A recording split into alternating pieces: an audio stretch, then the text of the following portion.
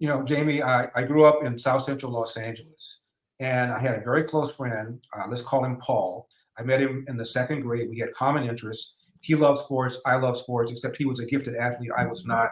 And we had a common interest in Marvel Comics. Perry became the quarterback of the football team. He became the starting shooting guard in the basketball team. Was the best pitcher in the baseball team. He never took a tennis lesson. He hit a backboard for 2 or 3 weeks, and then tried out and made the tennis team. That's how good he was. However, he had an attitude. He had a kind of a Muhammad Ali Cassius Clay attitude. Not only would he beat you, but he would taunt you as he was beating you. It turns out his parents were divorced. He was one of the few kids raised by a single mom in my neighborhood. And I look back at it now and I see the damage it did, but I just didn't see it then. So he would come late to practice. He would fast the coach, but he would still play. One time he came late. The coach dressed him down in front of the other players, and Paul took off his jersey. I'm not making this up, Jamie. Balled it up and threw it in the coach's face. And he still started because the coach wanted to win. However, when the colleges came to recruit him, Notre Dame came, North Carolina came, UCLA, Duke, they all came. They heard about this phenom. And then they asked the coach, I'm going to say, I know you're a coach, what kind of head does he have? And the coach told the truth.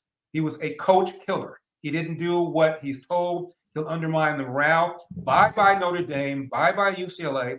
Bye-bye USC. He ended up going to a small college. It was D1, but it was not known for basketball, and he was angry. And I advised him to buckle down, do well, and then transfer to a big-name D1 school and continue your dream of pursuing the NBA. Instead, he was so angry, began smoking dope. Ultimately, he dropped out of the basketball program. Now, I go away to college. I go away to law school, and I'd come back to visit him. Each time I visited him, he was angrier than the time before. Changed his name to a Muslim name because he wanted nothing to do with the Christian religion. And when I told him that Arab and Muslim slavers were involved in the slave trade out of Africa, he told me that I was lying.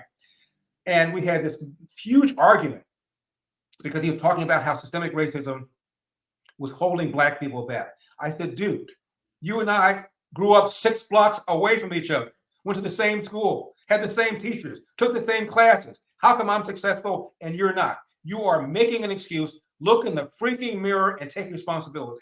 And he never did. To this day, he never has.